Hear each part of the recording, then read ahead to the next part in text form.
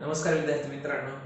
आपण मागच्या व्हिडिओमध्ये नातेसंबंध हा भाग पाहिलेला होता आणि त्यानंतर जो क्रमाने येणारा भाग आहे इतर मुख्य नाव दिलेलं आहे नववीमध्ये, पण त्यामध्ये जे काही वेगवेगळ्या प्रकारची उदाहरणं पडतात त्याची जी माहिती आहे ती माहिती आपण आजच्या तासाला आपण घेणार आहोत. आता बेसिकली बघा, तुलना, नामात बदल किंवा आपण म्हणूया की क्रम ओळखणे, अशा पद्धतीची जी उदाहरणं आहेत ती उदाहरणं या उपघटकामध्ये पडताना आपल्याला दिसतात. आता यामध्ये तुम्हाला तुलना हा एक महत्वाचा घटक आहे. नावात बदल मी तुम्हाला म्हणलं हा एक आहे त्यामध्ये. शिवाय मी आता तुम्हाला म्हणलं क्रम ओळखणे, क्रमाने येणारी पुढचा म्हणून आपण रंग असेल, वस्तू असेल हे ओळखणे, लहान मोठेपणा ठरवणे, तुलनेमध्ये लहान मोठेपणा ठरवणे हा महत्वाचा एक म्हणून आपण एक भाग याच्यामध्ये आहे. तर अशी जी एक छोटी काही उदाहरण आहेत त्याच्यामध्ये काही फिक्स असं बाबा आपण सांगू शकत नाही की अशी पडतील, पण आपण इतर हा एक घटक त्यामध्ये घेतला. त्यामध्ये मग कोणकोणत्या प्रकारची उदाहरणं पडतील त्याची आपण माहिती घेऊया. आता तुलनेसंदर्भात मी तुम्हाला सांगेन की तुलना करताना लहान मोठेपणा ठरवणं हा यातला महत्वाचा भाग आहे. मग त्याच्यामध्ये तुम्ही या चिन्हांचा वापर करू शकता. च्यापेक्षा लहान, च्यापेक्षा मोठे. आपण म्हणूया की बघा अशा पद्धतीची चिन्ह वापरतो. तुम्ही शाळेतही वापरली असतील किंवा लहानपणी वापरलेली आहेत ही चिन्ह, की अशा पद्धतीची जी चिन्ह आहेत अशा पद्धतीची चिन्ह यांचा आपण वापर करू शकतो.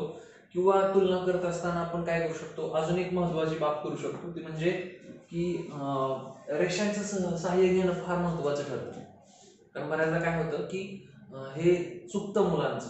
मग यामध्ये रेषा म्हणजे समजा अ ही ब पेक्षा म्हणून आपण उंच आहे असं असेल तर यामध्ये बघा खाली काय करा, अ करा, इथं ब लिहा आणि उदाहरण नीट वाचा. अ ही ब पेक्षा उंच आहे, मग ही ब काढली, त्यानंतर आपण हे काय केलं, अ काढलं. ओके, म्हणजे अशा पद्धतीची खालचा जो सेंटर आहे त्याचा तो सेंटर एक ठेवा. त्यानंतर ते देतात की क ही ब पेक्षा उंच आहे पण अ पेक्षा उंच नाही. मग क कसं येईल, काय म्हणलं मी, क ही ब पेक्षा उंच आहे पण अ पेक्षा उंच नाही. मग क कशी येईल, अशी येईल. म्हणजे क आपण या ठिकाणी काढली की बाबा ती ब पेक्षा उंच आहे पण अ पेक्षा उंच नाही. आणि मग एक चौथं उदाहरण दिलं, ड हे अ पेक्षा उंच आहे. मग ड आपल्याला अ पेक्षा उंच दाखवायचं असेल तर आता इथे वरती जाते थोडंसं, पण अशा पद्धतीने आपण दाखवू शकतो. आणि मग ते विचारतील की सर्वात उंच कोण. आणि मग ज्यावेळेला आपण हे कॅल्क्युलेशन करू या ठिकाणी जर असं आपल्याला असेल तर मग आपल्याला सर्वात उंच आपल्याला सांगता येईल की ड सर्वात उंच असेल. किंवा असं म्हणतील की सर्वात लहान कोण किंवा सर्वात कमी उंचीचं कोण, तर ब आपल्याला सांगता येईल. म्हणजे अशा पद्धतीची तुलना यामध्ये उदाहरणं तुम्हाला पडताना दिसतील. मग तुम्हाला चिन्हांचा वापर करायचा आहे. रेषा तुम्ही जर अशा पद्धतीने आखल्या तर तुम्हाला फारसं जड जाणार नाही. म्हणजे तुम्ही कुठलेही उदाहरण सोडवत असताना तोंडी सोडवण्याचा प्रयत्न करत बसू नका. एखादा मिनिट घालवा, 10-15 सेकंदाचा कालावधीसाठी सुद्धा पुरेसा आहे तो घालवा आणि तो घालवून तुम्ही उदाहरणं काय करा, पूर्ण करा.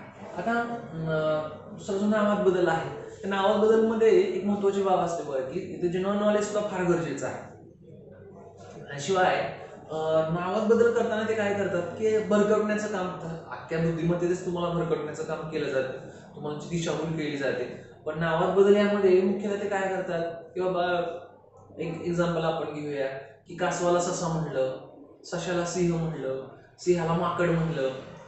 आता यामध्ये तुम्हाला म्हणजे यामध्ये सर्वात भित्रा प्राणी असं कोणाच म्हणलं जातं असं जर विचारलं तुम्हाला, तर सर्वात भित्रा प्राणी कोण असं म्हणलं जातं हे अगोदर तुम्हाला माहिती पाहिजे. किंवा हे सशाला म्हणलं जातं. आणि मग सशाला काय म्हणलंय ते फक्त बघायचं, पुढं त्याच्या स्टेपला त्याच्या पुढं आपल्याला जाण्याची गरज नाही. फक्त ससा ही पहिली गोष्ट म्हणजे पहिली पायरी तुम्हाला कळली पाहिजे. म्हणजे एक नावात बदल मध्ये पहिले स्टेप तुमचं असतं जनरल नॉलेजचा भाग, ते तुम्हाला कळलं पाहिजे. आणि मग दुसरं की तेवढंच बघायचंय, जे पहिल्या टप्प्यात येणारं उत्तर आहे त्याला काय म्हणलंय एवढंच बघायचं, त्याच्या पुढं जायचं नाही. त्याच्या पुढं इतर दिलेले जे काय आहे त्याचा आपण विचार करायचा नाही. तर नावात बदलमध्ये 2 टप्पे, पहिले जनरल नॉलेजचा एक भाग असला आणि दुसरा मग तो ओळखून तिथं त्याला काय म्हणलंय हे करणं. म्हणजे जर ह्या 2 पद्धतीने तुम्ही जर गेला तर फारसं तुम्हाला काय म्हणजे ह्यामध्ये अडचण येणार नाही. आता हे उदाहरण घेऊया आपण. मागच्या वेळेला जसं आपण उदाहरण स्क्रीनच्या खाली या ठिकाणी दिलेली होती त्याच पद्धतीने उदाहरण मी स्क्रीनच्या खाली तुम्हाला देईन आणि शिवाय तोंडी सुद्धा सांगेन. आता बघा पहिलं उदाहरण आहे बघा, हत्तीला वाघ म्हणले, वाघाला ससा म्हणले, सशाला सिंह म्हणले, सिंहाला अस्वल म्हणले, तर राष्ट्रीय प्राणी कोणाला म्हणावा? बघा मी आताच तुम्हाला सांगितलं पहिली स्टेप जनरल मध्ये, राष्ट्रीय प्राणी कोणता सांगा? वाघ. राष्ट्रीय प्राणी कोणता? वाघ. हे पहिलं कळलं पाहिजे तुम्हाला. आता इथे काय, हत्तीला वाघ म्हणले, इथं हत्तीला वाघ म्हणले हे जे आपल्याला देणं घेणं नाही, आपलं उत्तर वाघ आले हे पहिलं लक्षात घ्या. वाघाला ससा म्हणले, आता बघा वाघाला काय म्हणले? ससा म्हणले, इथंच आपलं उत्तर सापडलं. आपला राष्ट्रीय प्राणी कोणता? वाघ. वाघाला काय म्हणले? ससा. त्यामुळं इथं उत्तर कोणतं येणार? ससा. उत्तर कोणतं येणार? ससा. कसं येणार? कारण वाघाला ससा म्हणले, पहिल्या स्टेपला तुम्हाला वाघ कळलं पाहिजे आणि वाघाला ससा म्हणले. मग सशाला सिंह, सिंहाला अस्वल ह्याच्याशी काही देणं घेणं नाही. ती लाईन वाघाला काय म्हणलंय हा शब्द महत्वाचा आहे. ओके, तर तुमच्या लक्षात आलं असेल तर या ठिकाणी उत्तर येणार ससा. आता बघा पुढचा प्रश्न, प्रियल अनुपपेक्षा वयाने लहान आहे. जसं आता मी तुम्हाला तुलना ह्यामध्ये सांगितलं. प्रियल अनुपेक्षा वयाने लहान आहे, मयांक संस्कृतीपेक्षा वयाने मोठा आहे, अनु मयांकपेक्षा वयाने मोठा आहे, प्रियल संस्कृतीपेक्षा वयाने लहान आहे, तर सर्वात लहान कोण आहे? आता हे उदाहरण आहे टोटल, तर संख्येनुसार आपण जाऊया. प्रियल अनुपेक्षा वयाने लहान आहे. आता या ठिकाणी मी तुम्हाला म्हटल्याप्रमाणे आपण ही खालची रेषा आखली आणि पहिले विधान काय आहे? प्रियल अनुपेक्षा वयाने लहान आहे, म्हणजे हा प्रियल असेल, हा अनु असेल. ओके, इथं आपण लिहू शकतो, इथं प्रियल फक्त लिहिलं मी, शॉर्ट मध्ये लिहू शकता किंवा तुम्ही पूर्ण नाव लिहू शकता. इथं अनु म्हणलं मी. मयांक संस्कृतीपेक्षा वयानं मोठा आहे. आता इथं परत ह्या दोन्हीशी काही संबंध नाही, थोडस बाजूला घेऊया. मयांक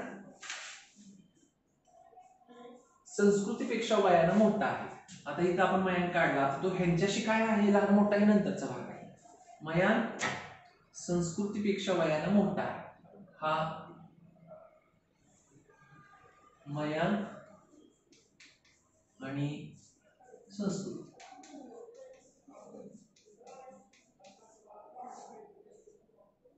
ओके, आता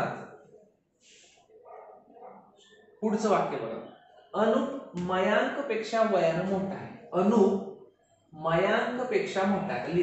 लकीने आपण ही रेषा मोठी वळलेलीच आहे, त्यामुळे अडचण नाही. प्रियल संस्कृतीपेक्षा वयानं लहान आहे. आता प्रियल संस्कृतीपेक्षा, तर थोडंसं काय झालं, या रेषेक सारखे वाटतं, त्यामुळे प्रियल संस्कृतीपेक्षा पण लहान आहे, त्यामुळे आपल्याला थोडा हा इथं काय करावं लागेल? लहान केला. ठीक आहे, ते ऑटोमॅटिक वस्तू लहान दिसायला लागला. हे करता आलं पाहिजे. तर वयाने सर्वात लहान कोण आहे? आता बघितलं की सर्वात वयाने सर्वात लहान रेषा तुम्हाला दिसताय, तुम्ही रेषा सहज ओळखू शकता की सगळ्यात लहान रेषा कोणाची आहे? तर प्रिय म्हणजे कोणाची? प्रियलची आहे. म्हणजे सर्वात लहान कोण? प्रियल.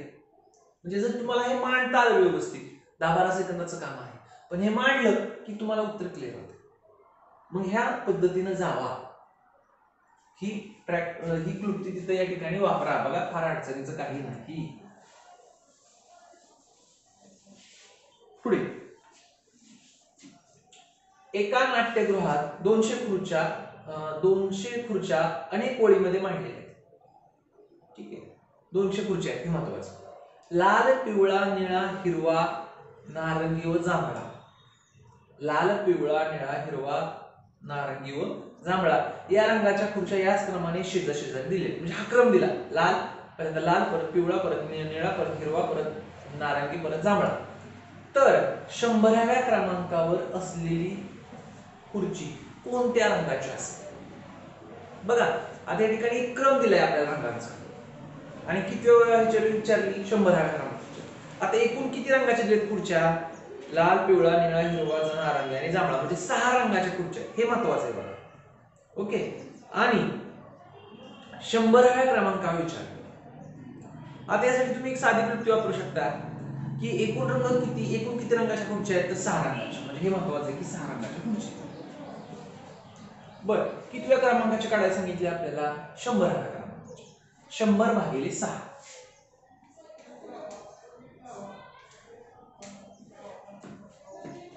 100 भागिले 6 1696. 1696.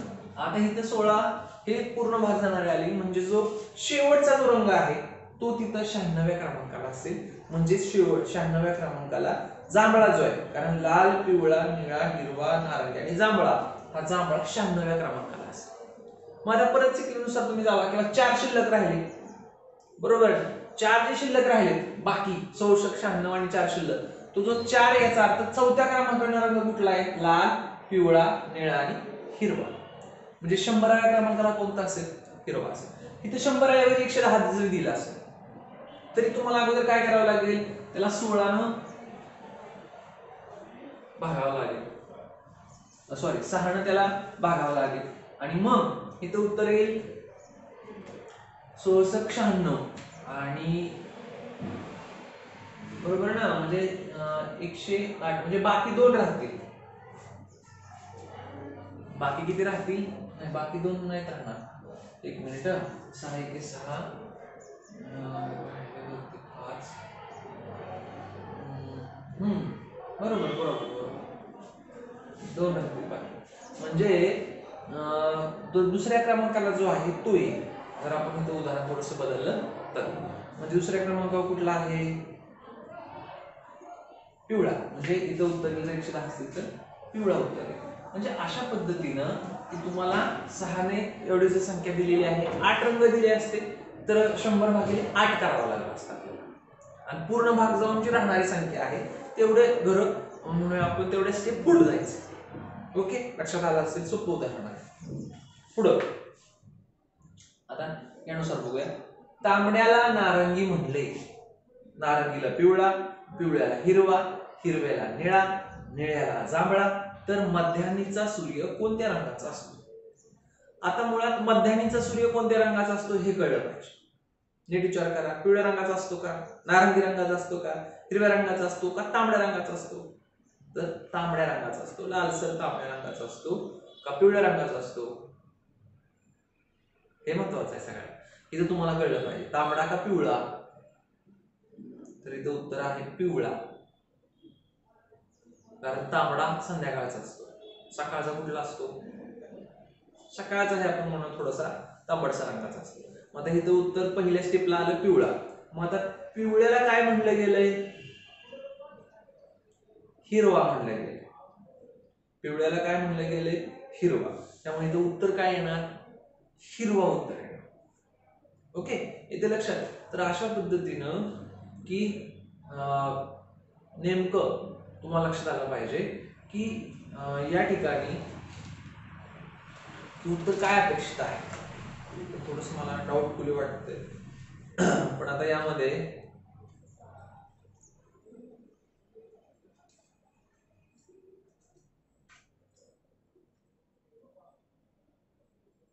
बरोबर, तर अशा पद्धतीनं हिरवा उत्तर बरोबर आहे. आता पुढचं उदाहरण बघा की बैलगाडीला विमान म्हणले, विमानाला जहाज म्हणले, जहाजाला सायकल म्हणले, सायकलला रेल्वे म्हणले, रेल्वेला मोटार कार म्हणले, तर रुळावरून कोणते वाहन धावते? आता रुळावरून कोणते वाहन धावते? रेल्वे. आता इथं रेल्वेला काय म्हणलं गेलंय? सायकलला रेल्वे म्हणले गेले, ह्याच्याशी काय देणे घेणे नाही. रेल्वेला मोटार कार म्हणलेलं आहे, हे महत्वाचं आहे. रेल्वेला मोटार कार म्हणले, त्यामुळं इथं उत्तर काय येणार? मोटार कार येणार. लक्षात. पुढचं, घड्याळातील तास काटा व मिनिट काटा पुढीलपैकी कोणत्या वेळी काटकोनात असेल? काटकोन 90 अंश, हे अगोदर लक्षात घ्या. काटकोन म्हणजे 90 अंश. मग आता 6:30 वाजता, 6 वाजता कसा असतो तो? 6 वाजता तो सरळच याच अँगल मध्ये असतो, बरोबर ना. वरती एक मिनिट काटा वरती 12 वर, आणि तास काटा किती वरती? 6 वरती. ओके, पुढचं काय दिलंय उदाहरण? 12 वाजता दोन्ही तिथेच असणार आहे, म्हणजे तिथे 90° कोण होणार. 3:30 वाजता कसा असेल, हा 3च्या त्या ठिकाणी 3 असणार. ओके, हा 3च्या थोडा पुढे असेल असा, म्हणजे इथे 90° कोण होत नाही. शेवटचं दिलंय बघा त्यांनी 9 वाजता, सॉरी 9 वाजता. आता 9ला कसं असणार, इथं 9, हा काटा एक काटा इथं असणार आणि एक काटा इथं असणार. ओके, म्हणजे 9 ज्या वेळेला वाजतील त्यावेळेला पूर्णपणे 90° हा येतो. तर त्याचं उत्तर बरोबर काय ना 9 वाजता. लक्षात. वेगवेगळी उदाहरणं आपण यातली घेणार किंवा घेतो. आता मी परत काय करेन, नवनीताऐवजी इतर उदाहरणं आपण शक्यतो घेण्याचा प्रयत्न करूया. म्हणजे काय होईल की तीच उदाहरणं तुमची रिपीट होणार नाही, किंवा ह्या उदाहरणात शंकाही त्यामुळे तुमच्या मिटतील. नवनीतमध्ये घेतल्यामुळे फायदाही आहे काय, आणि काही आळशी लोकांसाठी म्हणून आपण काही बाबतीत हा तोटा पण आहे की ती स्वतः काय करणार नाही, त्यामुळे थोडं अडचण. बर, आता पुढचं बघा, दर 3 वर्षांनी विधान दिले. आता हा एक इथे प्रश्न प्रकार आहे, पण हाच कूट प्रश्नामध्ये सुद्धा पडतो. कूट प्रश्नामध्ये वेन आकृती नावाचा एक भाग आहे, त्यामध्ये सुद्धा हा पडतो. पण इथेही पडू शकतो, तिथेही पडू शकतो, कुठेही, किंवा दोन दोन उदाहरण सुद्धा पडू शकतो. बघा, दोन विधानं दिले. दर 3 वर्षांनी गावच्या नदीला पूर येते. 15 वर्षापूर्वी गावच्या नदीला पूर आला होता. दोन विधान दिले. दर 3 वर्षांनी पूर येतो आणि 15 वर्षापूर्वी आला होता. 15 वर्षापूर्वी आला होता, 3 वर्षांनी येतो, याचा अर्थ 15/3 म्हणजे पूर्णपणे इथं भाग जातोय, हे लक्षात अगोदर घ्या. म्हणजे 15 वर्षापूर्वी आला होता म्हणजे आता ह्या चालू वर्षी सुद्धा आला असेल किंवा येईल. 15 वर्षापूर्वी आला होता, कारण मापात 3 त्याला पूर्णपणे भाग जातोय. आता खाली 4 पर्याय दिले त्यांनी. नदीला पुढच्या वर्षी पूर येईल, मागच्याच वर्षी नदीला पूर येऊन गेला, या वर्षी नदीला पूर येईल, आता दर 15 वर्षांनीच नदीला पूर येईल. साहजिक आहे. पर्याय क्रमांक 3, या वर्षी नदीला पूर येईल, कारण इथं दर 3 वर्षांनी येतो, 15 वर्षापूर्वी आला होता म्हणजे तो या वर्षी देखील येणार, कारण पूर्णपणे इथं भाग जातोय म्हणून. पुढचं बघा, आता या मगासारखं आहे. अ शहराची लोकसंख्या ब शहराच्या लोकसंख्येपेक्षा कमी आहे. तर आपण घेऊया,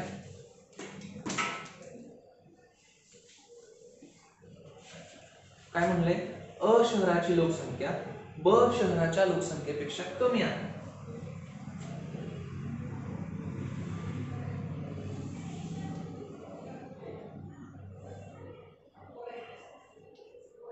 अ ब, कारण अ शहराची लोकसंख्या ब शहरापेक्षा कमी आहे.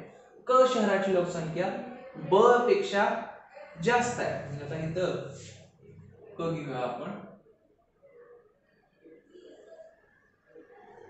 कारण क ची ब पेक्षा जास्त.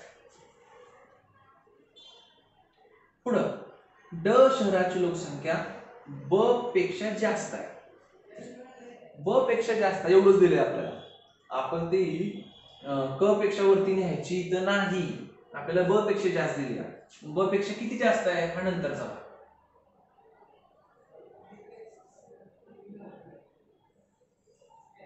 अशी जरी दाखवली फक्त ब पेक्षा जास्त आणि तुम्ही क पेक्षा जरी जास्त दाखवली तरी फरक पडत नाही, कारण आपलं दिलेला शब्द काय आहे, ब पेक्षा ते जास्त आहे. तुम्ही क पेक्षा मोठी दाखवा किंवा क पेक्षा लहान दाखवा, इथं त्याच्याशी काही संबंध नाही. फक्त ड ची काय आहे, ब पेक्षा जास्त आहे, हे महत्वाचं आहे. तर सर्वात कमी लोकसंख्या कोणत्या शहराची आहे, तुम्हाला दिसतेच फळ्यावरती. सर्वात कमी लोकसंख्या कोणाची आहे, अ ची आहे. ओके, ठीक. आता एक उदाहरण छान सांगितलं,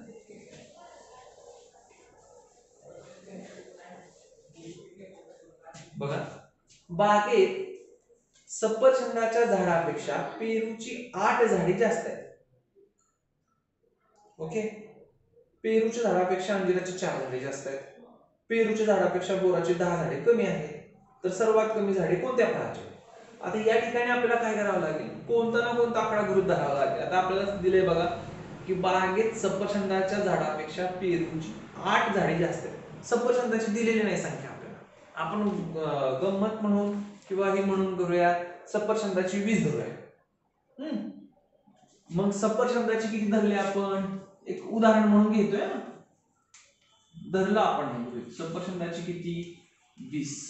मग आता खाली काय दिलंय, पहिले विधान बघा, सफरचंदाच्या झाडापेक्षा पेरूची 8 जास्त आहे, म्हणजे पेरूची ही सफरचंदाची 20 आपण ही धरलीत, एक्झाम्पल म्हणून घेतले, त्यामुळे पेरूची किती असतील 28 असतील, कारण 8 जास्त आहेत ना. पेरूपेक्षा अंजिराची जास्त, अजून 4 जास्त आहे, म्हणजे आता हे अंजीर पेरूपेक्षाही 4 न जास्त आहे, म्हणजे किती येतील 32 येतील, कारण 4 न जास्त आहेत ना. पेरूच्या झाडापेक्षा बोराची 10 झाडे कमी आहेत. पेरूच्या झाडापेक्षा बोराची 10 झाडे कमी. बोर, आणि आपण उदाहरणात घेतलंय पेरूची किती, सफरचंदाची 20 धरल्यामुळे पेरूची किती आली 28. मग पेरूपेक्षा 10 कमी आहेत ना बोराची, म्हणजे 28 वजा 10 18, म्हणजे बोराची किती असणार 18. तर सर्वात कमी झाडे कोणत्या फळाची? बघा, मांडता आलं, उदाहरण नीट वाचता आलं, नीट मांडता आलं की तुम्हाला उत्तर तिथे क्लिअर असतं. म्हणून बुद्धिमत्तेमध्ये सगळ्यात महत्वाचा भाग कोणता आहे माहितीये, की तुम्ही उदाहरण नीट वाचणं आणि त्या उदाहरणात दिलेल्या उदाहरणामध्ये काय म्हणलं गेलंय, त्यांना काय म्हणायचंय हे मांडणं, हे जर तुम्हाला कळलं तर अजिबात देखील तुमचं उत्तर चुकणार नाही. बोराची 18, म्हणजे इथं आपण सफरचंदाची 20 गृहीत धरली, जर सफरचंदाची तुम्ही 5 धरले असते बघा तरी सुद्धा उत्तर चुकलं नसतं. कसं, सफरचंदाची 5 गृहीत धरावं, ते मायनस मध्ये जर गेलं तर ते लक्षात घ्या 5. पेरूची 8 जादा आहे, त्यामुळे पेरूची येणार इथं 13, त्याच्यापेक्षा 4 अंजीरची जादा आहेत, म्हणजे इथे येणार 17. ओके, आता बोराची कोणापेक्षा कमी आहेत, शेवटचे विधान काय सांगते, पेरूच्या झाडापेक्षा बोराची 10 कमी आहे, म्हणजे इथं 13 आहे, म्हणजे 10 कमी, म्हणजे इथे येणार 3. म्हणजे कसंही केलं तर उत्तर काय आलं, बोरच आलं हे ठिकाणी सुद्धा, म्हणजे आपण हे बदललं तरी सुद्धा, म्हणजे हे तुम्हाला लक्षात आलं पाहिजे. हे बाबी जर तुम्ही लक्षात घेतल्या तर मग काय अडचण येणार नाही. ठीक आहे, तर अशा पद्धतीनं नावाबद्दलची उदाहरणं तुम्हाला सोडवता येतील. अजून एक उदाहरण आपण घेऊया.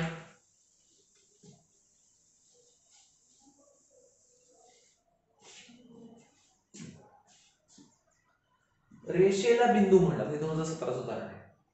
रेषेला बिंदू म्हणलं, बिंदूला किरण म्हणलं, किरणला त्रिकोण म्हणलं, त्रिकोणाला चौकोन म्हणलं, चौकोनाला वर्तुळ म्हणलं, वर्तुळाला आयत म्हणलं. बघा, लांबलचक उदाहरण, ह्याच्याशी देणं घेणं नाही आपलं.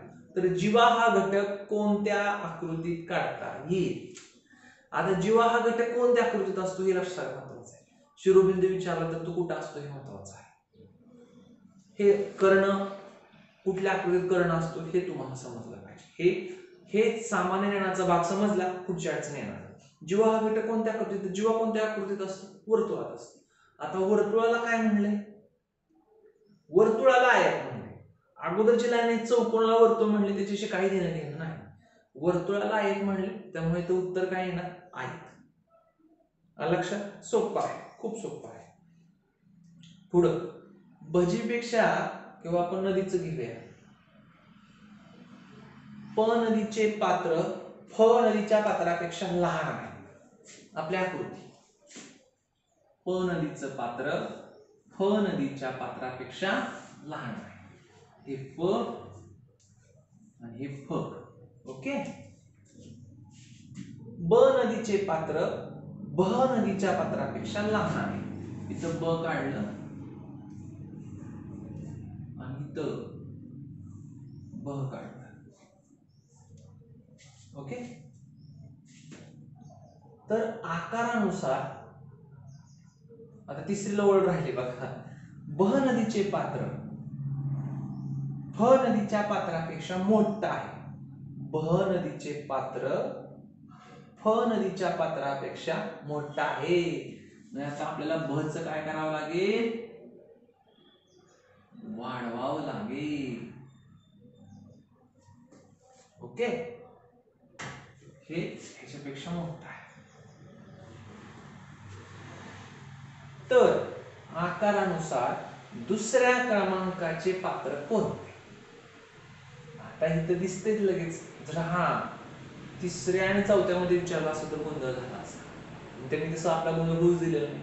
बऱ्याचदा तुम्ही उदाहरणाला नावं ठेवता, बऱ्याचदा उदाहरणं क्लिअर असतात. क्वचित वेळा 2-2 उत्तर निघू शकतात. पण जर उत्तरपत्रिका सेट प्रश्नपत्रिका सेट करणारा जर तो तयारीचा असेल तर असं होताना दिसत नाही. आता इथं काय येणार दिसतेच तुम्हाला.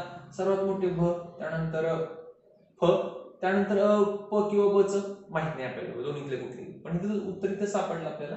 कुठलं उत्तर आहे? फ उत्तर आहे. तर अशा पद्धतीने विद्यार्थी मित्रांनो तुम्हाला तुलना हा घटक पूर्ण करता आला पाहिजे. त्यामध्ये इतर मधला हा पूर्ण उपघटक आहे. तर ह्याची आपण काही उदाहरणं घेतलेली आहेत. काही शंका वगैरे असतील तर नक्की विचारा. आणि पुढल्या तासाला आपण जो आपला वयाचा घटक राहिलेला आहे ते पूर्ण करण्याचा प्रयत्न करू. ठीक आहे, धन्यवाद.